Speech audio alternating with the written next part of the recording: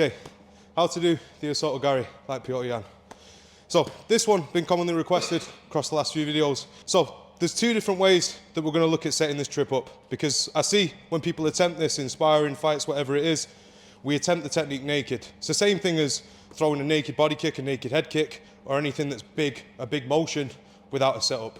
As soon as I go for this trip now and watch these, I'm going for his head, trying to get my leg past his, he's just going to step straight out of the way. So there's two different techniques that Petr Yan uses to set this trip up. Oh, you've seen John Jones do it against Stipe Miocic as well. So the first one is with the Gazelle hook. So when we do the Gazelle, obviously a normal left hook, we plant and we throw the hand out. But with the Gazelle, same way Mayweather does it as well, we plant the feet and we bounce up and we jump into the shot. So that now, as you can see with the feet, covers enough distance for my lead leg to get behind wedges. So before we go into the setups, we're just going to go over the technique itself. So a lot of people think once we get to this position, we've got a hand on the head and we've got a leg behind their lead leg. So now people think that all we need to do is just pull here and kick this leg back. If I kick my leg in a straight line, even if he doesn't resist it, he's just going to step his leg back out. Or if he plants that leg now as strong as he can, if I just kick my leg back, there's not a chance I'm going to get that off the ground. So with the foot that you're using to sweep, you need to point the toes behind your left arse cheek if you're using your left leg, or behind your right arse cheek if you're using your right. So instead of just kicking the foot back this way here, we need to point the toes across. So if I'm using my left leg and I'm stood next to this corner here, I'm going to point my toes towards that corner. I'm not just going to go like this. I'm going to kick in a diagonal direction towards where my arse cheek is facing. So now, if I've got this position here, again, if I just go straight back and he keeps his leg strong, it's very hard to get that off. But if we circle his leg out, instead of going straight back to the side, we can trip that leg a lot easier. So it's not, again, it's not like this. Same way if I was going in an inside leg trip, people just do this and they just kick to the side. Keep that strong. They just kick out to the side there. So the key with this one is, again, to circle the foot. So instead of just trying to kick his leg this way, I bring it towards me and then the foot comes off the ground. Okay, because that's the way people base their legs, is either forwards or backwards. It's quite hard to brace on the outside of your knee.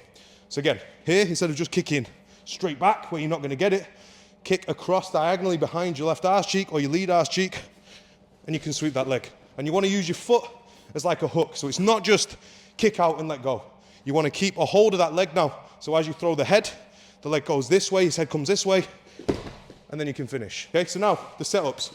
So again, the first one with the Gazelle. So we use that left hook, we establish that shot first. So I'll land it a few times where I jump into that hook, boom, I sting him with that shot, and again, boom. And then maybe do 3, 4, 5 times, land that shot. You might even finish him with that. As soon as you go for the one with intention to finish the Osoto Gari, we're going to step this left leg behind, boom, before this foot touches the ground. So we're not going here, jump, and then step, because he's just going to move out of the way because he sees what I'm trying to do. So as I jump in, my left leg goes outside his lead leg, behind, boom, I get a grip on the head and I pull towards myself. My leg goes diagonally away from my ass, circle, and then finish. And then with the hips as well, don't feel like you have to run into them with this, because if I try and execute the technique and I put pressure towards wedge, this is what it ends up looking like. So we want to keep a little bit of space there so we have that room to pull and to kick. So it's pull, kick, but keep the hips in line or try and get underneath. So when we jump into that Gazelle there, boom, this is where my hips are. They're not like this up here, because then I don't have the leverage to pull with the leg.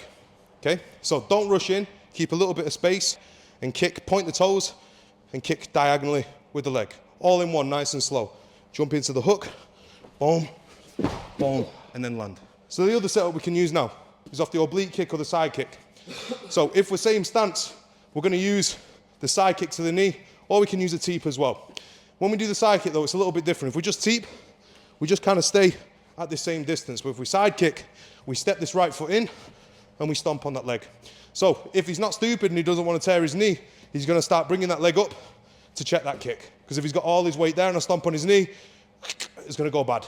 So he lifts the leg up to check, and I just established that a few times. So be willing to sacrifice that, let him check the kick, boom. And now we hop in for the side kick to the leg, and we don't go all the way behind yet. So we're not going like this, like that, because it's not quite going to work.